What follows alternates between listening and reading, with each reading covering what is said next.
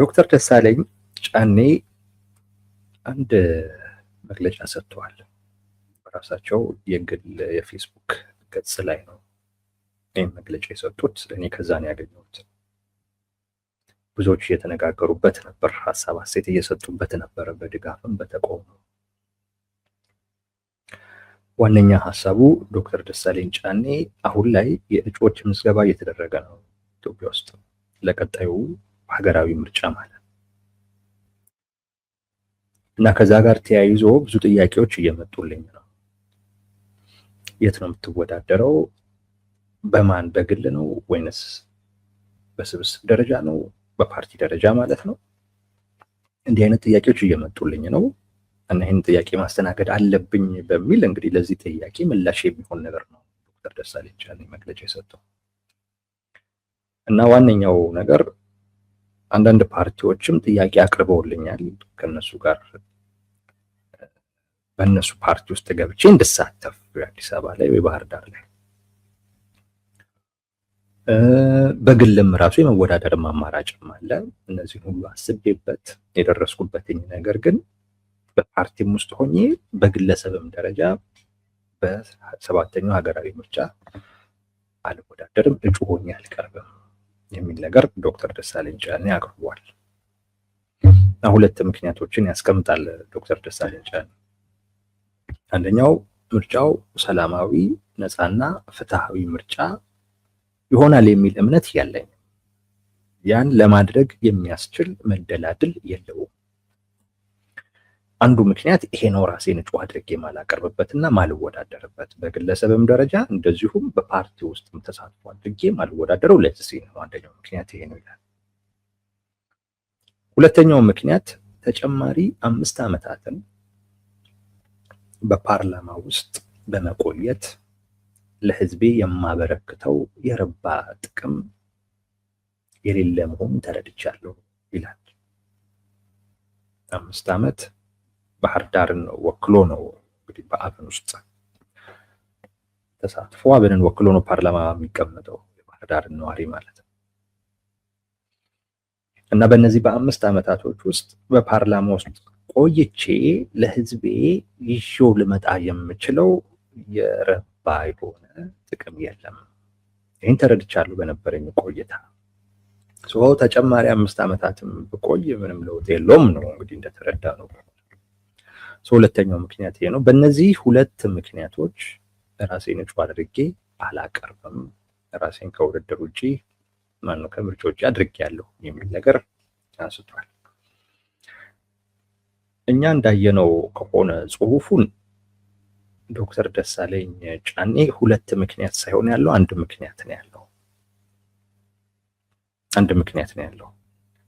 ያም ምክንያት በፓርላማ ውስጥ በማደርገው ተሳትፎ ለህዝቤ የረባ ጥቅም ይዤ ልመጣ አልችልም የሚለው ምክንያቱ። ሰላማዊ ነፃ ፍትሃዊ ምርጫ አይኖርም የሚለው እሱ ምክንያት አይደለም።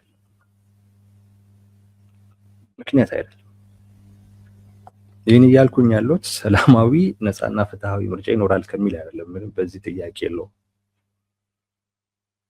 ሰላማዊ ነፃ ፍትሃዊ የሚባል አንድ ምርጫ ሊያሟላቸው የሚገባቸውን መለኪያዎች ያሟላ ምርጫ ኢትዮጵያ ውስጥ እንደማይኖር እርግጠኛ ነኝ።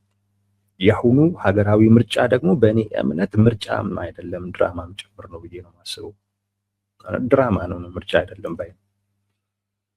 ግን ዶክተር ደሳለኝ ጫኔ ሁለተኛውን ምክንያት ካያችሁት ተጨማሪ 5 ዓመታትን በፓርላማ በመቆየት ለህዝቤ የረባ ነገር ይዤ ልመጣ እንደማልችል አውቃለሁ ወይም እሱን ተረድቻለሁ ይላል። ያ ማለት ነፃ ቢሆን ሰላማዊም ቢሆን ፍትሃዊም ቢሆን ምርጫው እና ዶክተር ደሳለኝ ጫኔ ፓርላማ ቢገባ ልክ እንደ ከዚህ ቀደሙ ከ5 ዓመት በፊት እንደነበረው ቢሆን ምንም ጥቅም የለውም እያለ ነው። ምንም ጥቅም የለውም። ለህዝቤ የረባ ነገር ይዤ ልመጣ የምችለው በቃ ከምርጫ ውጪ በሆነ አይነት ነገር ነው እያለ ምርጫው ነፃም ገለልተኛም ምናምን ስላልሆነ አይደለም። ቢሆንም እና እኔ ፓርላማ ብገባ ምንም ይረባ ነገር የለውም እያለ ምክንያቱ አንድ ነው የምንለው ለዛ። ቢሆንም ፓርላማ ነው የምገባው። ፓርላማም ደግሞ ገብቼ የማደርገው ነገር ለህዝቤ የረባ የሆነ ነገር ይዞ ይመጣል የሚል እምነት የለኝም። ስለዚህ ነፃና ፍትሃዊ ስላልሆነ ነው የሚለውን ተውት ማለት ነው። ምክንያት አይደለም እና ትንሽ ዶክተር ደሳለኝ ጫኔ ምን እያለ ነው የሚለው በደንብ መፈተሽ ያለበት ጉዳይ ይመስላል። በአጠቃላይ ፓርላማም ውስጥ ብንገባ ምንም ብንል ፋይዳ የለውም። ወይ ማግኘት ያለብን ምኑን ነው? በቃ መግባት ካለብን ፓርላማ ሲሆን 4 ኪሎ ነው። እንደዚህ ይመስላል ዶክተር ደሳለኝ ጫኔ እያለ ያለው ፓርላማ ውስጥም ብትገቡ ትርጉም የለውም እያለ።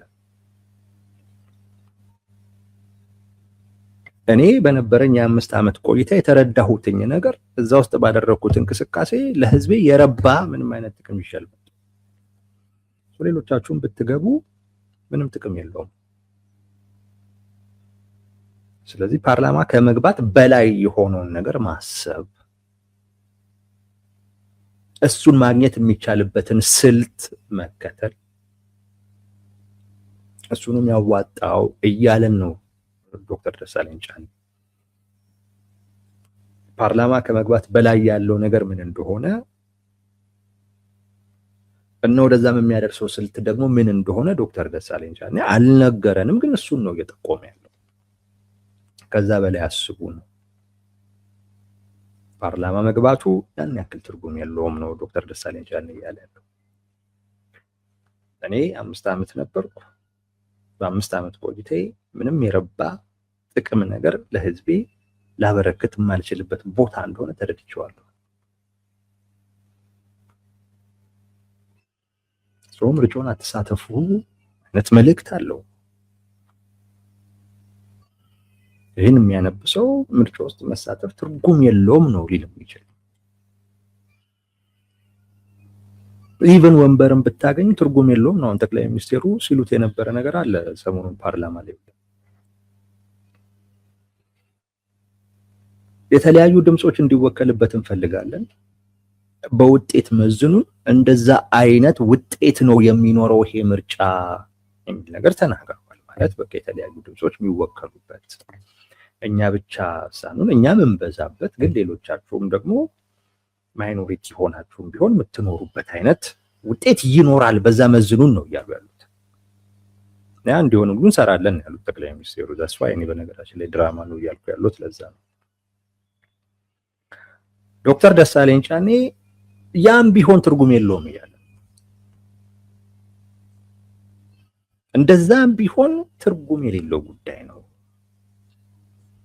እያለ ነውና ምርጫውን አትሳተፉ የሚል ነው። ምን አድርጉ እያለ እንደሆነ ግን ግልጽ አይደለም። ምን ያድርጉ የሚለው ዶክተር ደሳለኝ ጫኔ አልነበረም።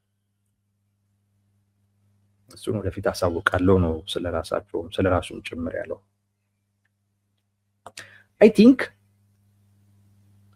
ይሄ ጉዳይ በቃ ከምርጫው ራሳችሁን አግልሉ የሚል መልእክት ስለሚያስተላልፍ አቶ ልደቱ ደግሞ ዛሬ አንድ መጣጥፍ ይፋ አድርጓል። የአቶ ልደቱ መጣጥፍ እንዲሁ ከምርጫ ጋር የተያያዘ ነው። ምናልባት የዶክተር ደሳለኝ ጫኔ መግለጫ እና እሱን ተከትሎ በቃ ከምርጫው ሁላችሁም ራሳችሁን አግልሉ ምናምን የሚለው ሚዲያ ላይ የበዛው ሐሳብ እንግዲህ ልደቱም ሐሳቡን እንዲሰጥ አድርጎት ይሁን አይሁን ባላቅም፣ ግን ሐሳቡ ግን በጣም የሚመሳሰል ነው።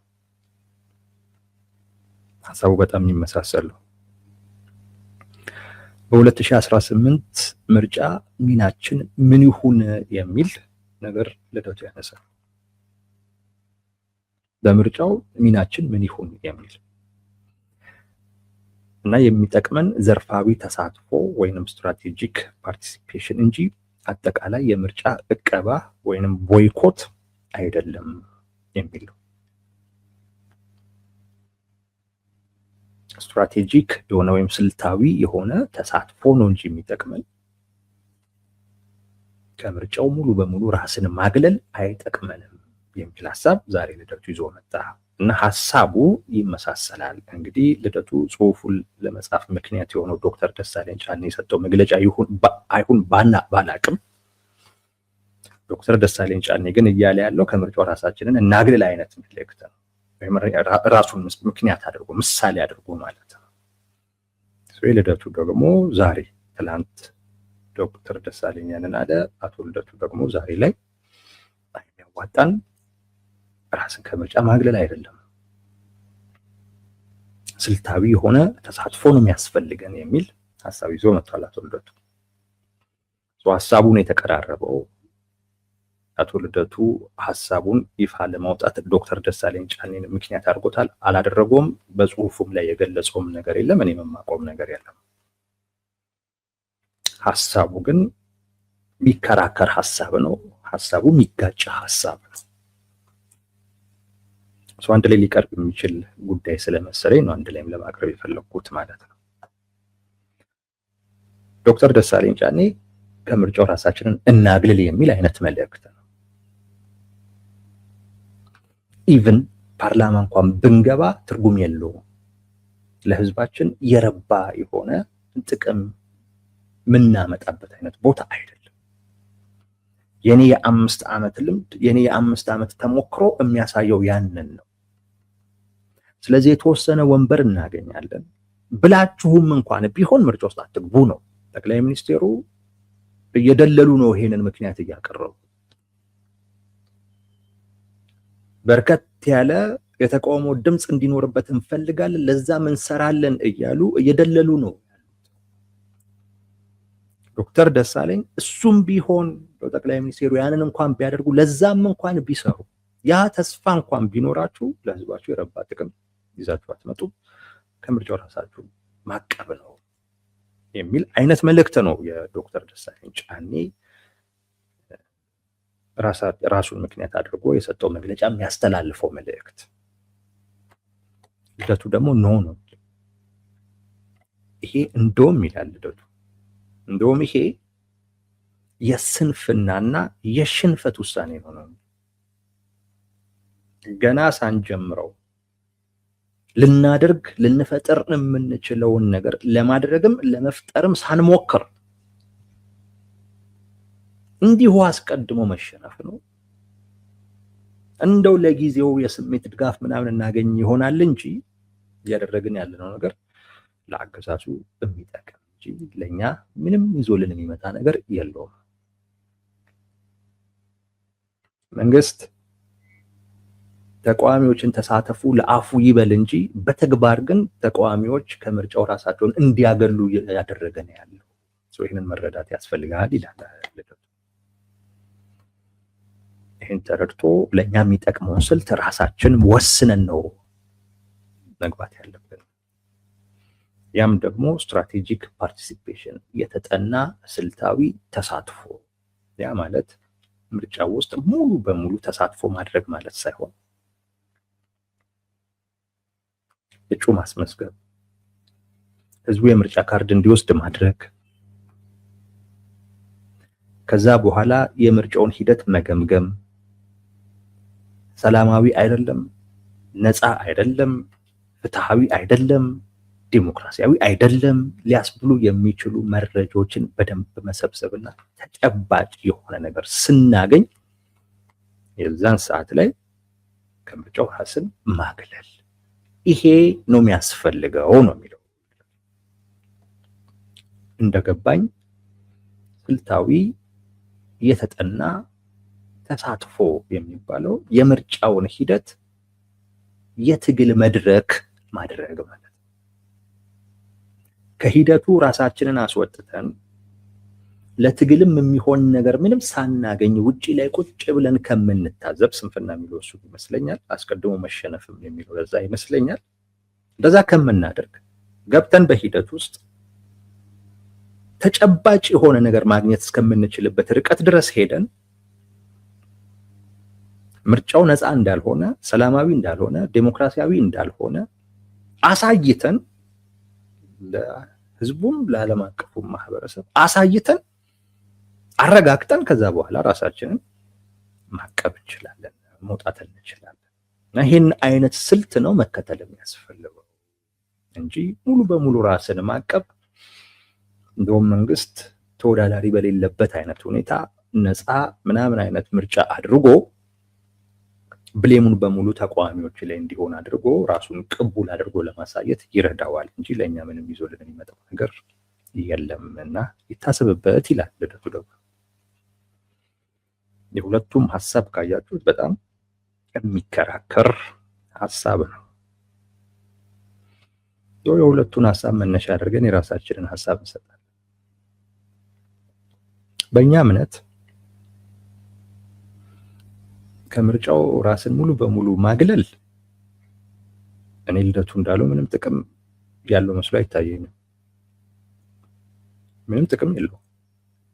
አገለልክ ሶዋት የተወሰኑ ፓርቲዎች እኮ ናቸው የሚያገሉት። መንግስት እኮ ብቻውን አይሆንም። ውድድር ዞሮ ዞሮ ይኖራል። ከተወሰኑ ፓርቲዎች ጋር መኖሩ እኮ አይቀርም። ለምርጫው ለመሳተፍ እየተዘጋጁ ያሉ አካላቶች አሉ፣ መንግስት ተለጣፊ የሚባሉ ማለት ነው። ውድድር መኖሩ አይቀርም። ያንተ መውጣት ይሄ አሳጣዋለሁ የምትለውን አካል ለብቻው የሚያስቀረው ቢሆን ትርጉም ሊኖር ይችላል። ሙሉ በሙሉ አድመህ ከሆነ ማለት ነው።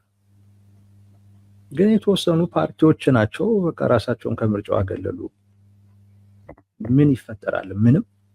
ደግሞ ያገላሉ ተብሎ የሚጠበቁት ፓርቲዎች እውነቴን ነው የምላችሁ ብዙዎቻቸው በስምም አታውቋቸው። በስም የምታውቋቸው ፓርቲዎች ምርጫው ላይ ይሳተፋሉ። ሌሎች አንዳንድ ፓርቲዎች አሉ ትንሽ ከረር ያለ አቋም የሚይዙ ምናምን፣ ግን ዛት ማች በህዝቡም ዘንድ ብዙ የሚታወቁና እውቅናም ያላቸው አይደሉም። እነሱ ራሳቸውን ቢያቅቡ ከምርጫ ውጪ ቢያደርጉ የሚፈጠር ነገር የለም። ምንም ትርጉም ለሌለው ነገር ራስን ከምርጫው ውጪ ማድረግ በቃ ላለመጣር የሚደረግ ጥረት ነውና እውነቱን ስንፍና ነው ልለው ይችላል። ባይሆን በዛ ሂደት ውስጥ የሆነ ነገር ለማግኘት ትንሽም ቢሆን በሚጠብቁትም አይነት ልክ እንኳን ባይሆን ግን ቢያንስ ትንሽም ቢሆን ልደቱ እንዳለው ወይ መንግስትን ሊያሳጣ የሚችል ሂደቱን ሊያሳጣ የሚችል ወይ ማህበረሰቡን ሊያነቃ የሚችል የሆነ አይነት ጥረት በዛ የሚመጣው ውጤት ይመጣል አይመጣም ሌላ ጉዳይ ሆኖ ግን መሞከር ይሄ እየሞከርን ነው አይነት ነገር ማለት ነው። ቢያንስ መሞከር ተገቢ ነው። ኢዜማ አይ ቲንክ መፈክሩ ሊያደርገው ነው መሰለኝ ይሄ እየሞከርን ነው የሚለውን ነገር በምርጫ መንግስት ለመቀየር እየሞከርን ነው ይላል። ያ ማለት እንሞክራለን፣ እንቀይራለን፣ አንቀይርም ግን የምናውቀው ነገር የለም። ግን እኛ እንሞክራለን። መሞከሩ ጥሩ ነው። ካልሆነ መቀመጥ ምን ያደርጋል? አንተ ሰብስበህ ተደራጅተህ ፓርቲ ነኝ ብለህ በእንደዚህ አይነት ወሳኝ ወቅት ላይ ራስን ከምርጫው ውጭ አድርገህ ተጽዕኖ ብታመጣበት መልካም፣ ግን ላታመጣበት ምንም ላትቀይር ነገር ምንም ላትፈጥር ነገር ያንን ማድረግ አይ ቲንክ የስንፍና ምልክት ነው።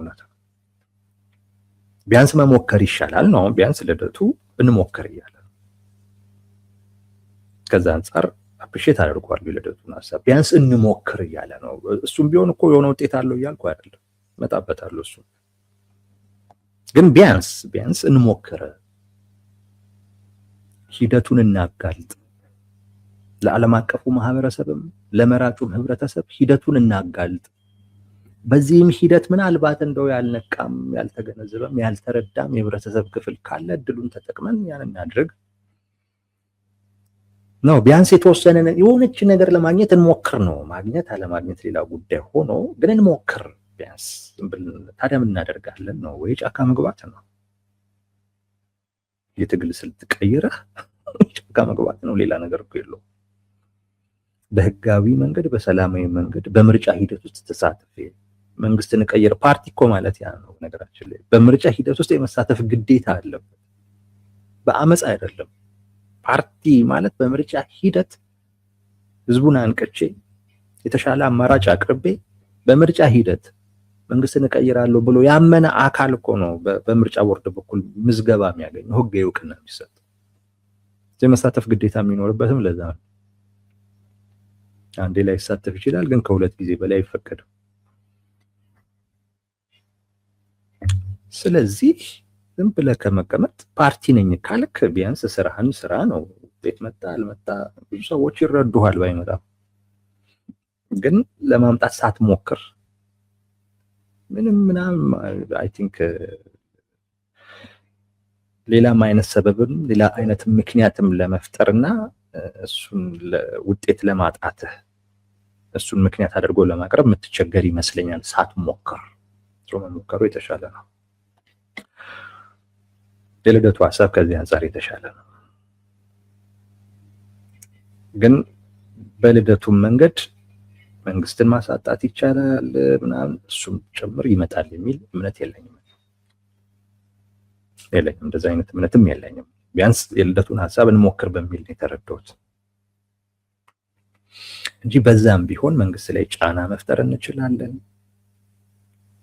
ተጽዕኖ እንዲመጣበት ማድረግ እንችላለን ምናምን የሚለው ነገር ማጋለጥ ይቻላል። ግን ማጋለጥ የመንግስት በደንብ የተጋለጠ መንግስት ነውና አዲስ ነገር የሚፈጠር አይመስለኝም። እንደው ዝም ብሎ ከመቀመጥ መሞከር ይሻላል በሚለው እንውሰዱ። ለኔ ይሄ ምርጫ ድራማ ነው፣ ምርጫ አይደለም፣ ድራማ ነው። በቃ ምርጫ የሚባል ነገር የለም። 2018 ይሄን መንግስትም ጠንቅቆ ያውቀዋል። ለዛ ነው ጠቅላይ ሚኒስቴሩ ይሄ ፓርላማ ብዙ ድምጽ እንዲወከልበት እንፈልጋለን፣ ለዛም እንሰራለን አሉ። በቃ ሰርተው የሆነ አይነት ውጤት ኩክ ሊያደርጉ ነው የፈለጉት። ምክንያቱም የምርጫው ሂደት ይዞት የሚመጣውን ውጤት በቃ ያውቁታል። ምንም እና የሆነ አይነት ድራማ መስራት ነው የተፈለገው። በቃ የሆኑ ተቋሚዎችን ምናምን ፓርላማ ውስጥ የሚገቡበትን አይነት ሁኔታ ፈጥረው ምናልባት ራሳቸውን ከምርጫው የብልጽግና ሰዎችን አንዳንድ ቦታ ላይ ከምርጫ ውጪ በማድረግ በምናምን ሊሆን ይችላል። እንደዛ በማድረግ ፓርላማውን በቃ የተወሰኑ ተቋሚዎችም ጭምር የሚሳተፉበት የእነሱም ሀሳብ የሚስተናገድበት ለማድረግ ነው እየተሞከረ ያለው። ዛስዋይ ድራማ ነው ብሎ ለዛ ነው። ዋነኛው ምክንያት ህዝቡ ጋር የምርጫ አፒታይት የለም። እንደምታዩት ነው። ምንም አይነት የምርጫ አፒታይት የለም ህዝቡ። ምርጫ መኖሩንም የሚያውቅ አይመስለኝም አብዛኛው ሰው። የሚዲያዎችም አጀንዳም አይደለም ምርጫ። ለምን? ምክንያቱም የህዝቡ አጀንዳ እንዳልሆነ ስለምናውቅ ነው አጀንዳ ማናደርገው። የህዝቡ አጀንዳ አይደለም። ይሄንን የሚያይ ይሄንን የሚከታተል ይሄንን ፈልጎ የሚመጣ የለም። በጣም ጥቂት ሰው ነው። የምርጫ ጉዳይ የህዝቡ አጀንዳ አይደለም። ለዛ አፒታይት የለውም ሰው። ሰው አሁን ያለበትንም ሁኔታ በደንብ እንየው ከተባለ እውነቴን ነው የምለው ይሄ የስሜት መደንዘዝ ውስጥ ነው ያለው። ሰው ስሜቱ ደንዝዟል። በኑሮ ስሜቱ ደንዝዟል። እዚህም እዛም በሚፈጠሩ ችግሮች ሆኑ በሚባሉ እየደረሱ ባሉ መከራዎች፣ ጦርነት ምናምን በሚል ስሜቱ ድንዝዝ ነው ያለው ሰው ደንዝዟል። የሰው ሞት የሚያስደነግጠው፣ መፈናቀል የሚያስፈራው፣ እዝጊዮ የሚያስብለው ጉዳይ አይደለም። አሁን ላይ በቃ ድንዝዝ ያለበት አይነት ወቅት ነው እና የምርጫ አፒታይት የለው። እምብዛም የፖለቲካ የሚከታተለው ምናምን ቁጥሩም ቀንሷል እንዳለ ብዙ ቦታ ላይ ብታይ የሆነ በጣም አነጋጋሪ የሆነ ኢንሲደንት ወይም አጋጣሚ ሲፈጠር በዛች ጉዳይ ላይ በጣም መነጋገሪያ ስለሆነ እሷን ለመስማት እንደው ፍላጎቱ ይነቃቃ ካልሆነ በስተቀር ሰው እንዳለ ስሜቱ ሞቷል፣ ፖለቲካው ደንዝዟል ማለት ይቻላል። አንዱ ያ ነው። ይሄን የደነዘዘ ስሜት ደግሞ ማነቃቃት ደግሞ የሚያስችል ፈርጠም ያለ ጠንከር ያለ ተቃዋሚ ኃይል ደግሞ የለም። ድንዛዜው በመንግስት ተፈልጎ የመጣ ጉዳይ ነው። ይሄንን ህዝብ እንዲነቃቃ ማድረግ የተቃዋሚው ጎራ ድርሻ ነው። ግን ተቃዋሚው ጎራም የአይነት አቅም የለውም።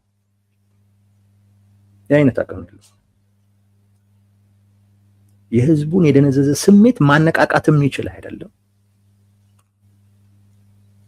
አነቃቅቶ ከጎኑ ማስቆም የሚችልም አይነት አቅም የለውም ተቋም። በቃ ምርጫ የለም የምትሉት ለዛ ነው። ምርጫ የለም። ብልጽግና ምርጫው አይደለም፣ ሰው ተቋሚው ምርጫው አይደለም።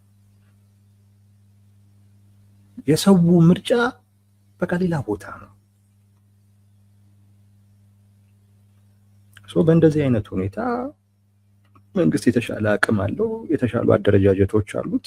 በዛ በኩል የራሱ አባላቶች እና አንዳንድ ሰዎችን በተለያየ አይነት መንገድ ካርድ እንዲወስዱ አድርጎ እሱን እንዲመርጡ ማድረግ ይችላል። በቃ የምርጫ ውጤት አለቀ። ድራማ የሚሆንበትን ምክንያት ለዛ ነው። በቃ ራሱ መንግስት ካልኩሌት አድርጎ ነው እዚህ አካባቢ ይሄን ያህል፣ እዚህ አካባቢ ይሄን ያህል፣ እዚህ አካባቢ ላይ እከሌ የሚባለው ተቋሚ እንዲመረጥ አድርጎ ምናምን ካልኩሌት አድርጎ ራሱ የሚሰራው ውጤት ነው የሚመጣው። በቃ ምቹ ነው ለመንግስት፣ ሌላ ነገር የለም። ቦይኮት አደረግክ ምንም ፋይዳ የለውም። እንደው የተጠና ስልታዊ የሆነ ተሳትፎን ብታደርግ ዛትማች ፋይዳ የለውም። ፋይዳ ያለው ከምርጫውና ከህዝቡ ምናምን አኳያ ሳይሆን ከራስ አኳያ ፋይዳ አለው። ይሄ ሁለተኛው ልደቱ ቢያንስ ሞክሬያለሁ፣ ቢያንስ እየሞከርኩ ነው ማለት ትችላለህ። እየሞከረ ያለ ሰው ሌላውንም አካል ኃላፊነት ማሸከም ይችላል። ውጤት እኮ ያልመጣው በእኔ ብቻ ሳይሆን በአንተም እንደዚህ አይነት ድክመት ነው፣ በእከሌም እንደዚህ ቢያንስ ማለት ይችላል። ያልሞከረ አካል ግን ያንን ማለትም ሞራሉም የለው።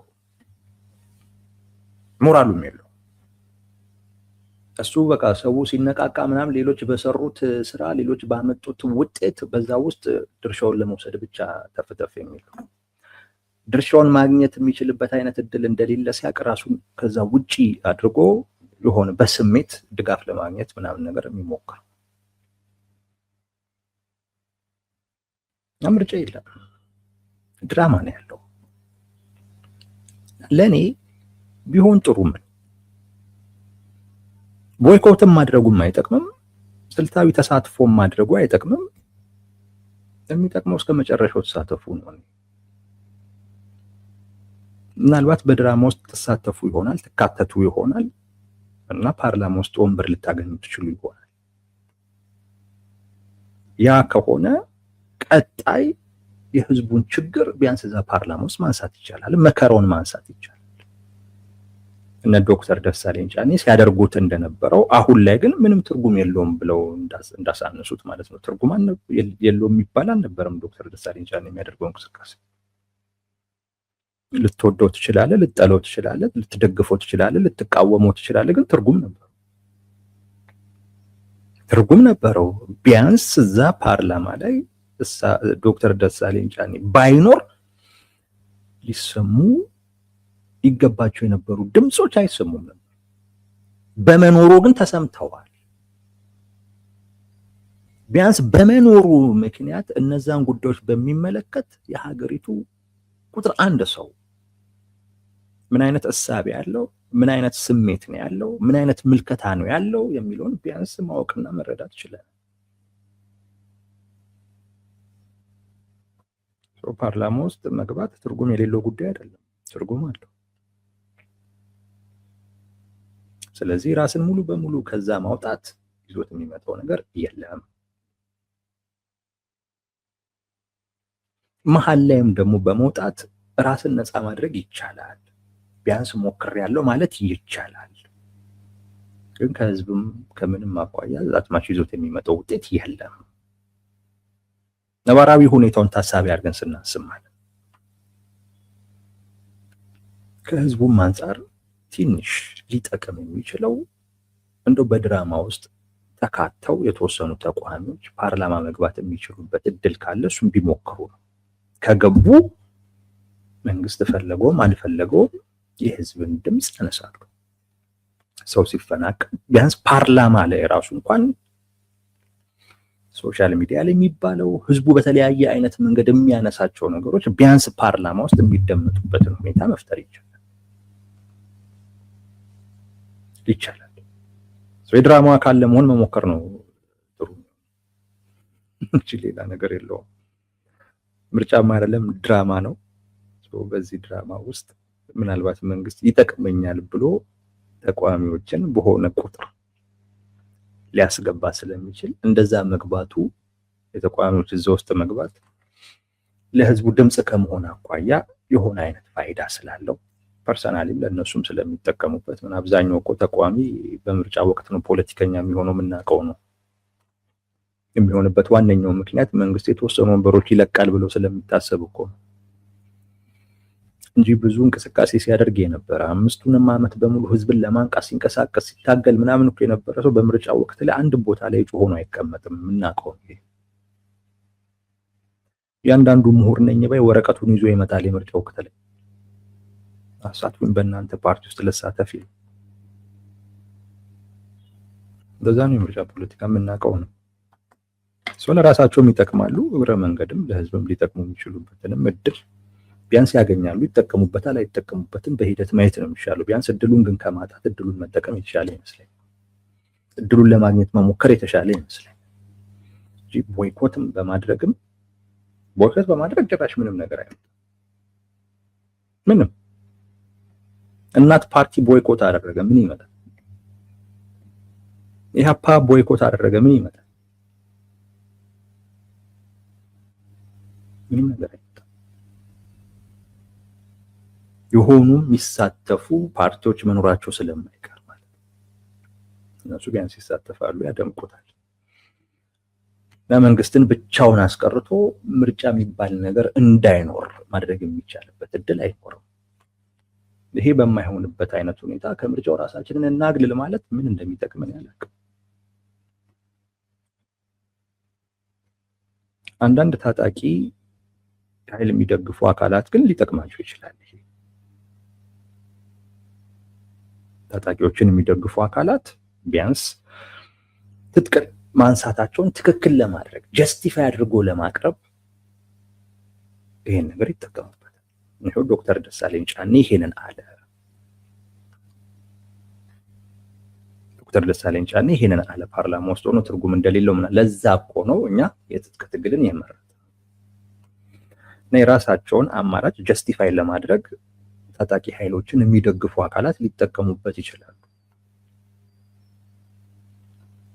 ግን እንደ ፓርቲ ተሰብስቦ ያለ አካል ግን ህጋዊ እውቅና ይዞ ሲንቀሳቀስ የነበረ አካል ግን ምንም የሚጠቅመው ነገር የለውም። ተሳትፎ በዛ ውስጥ የሆነች ወንበር ለማግኘት የሚችልበት እድል ካለ እድሉን ይሞክር። እድሉ ሰምሮለት ካገኘ ከዛ እዛ ደግሞ ገብቶ ለህዝቡ ድምጽ ይሆናል።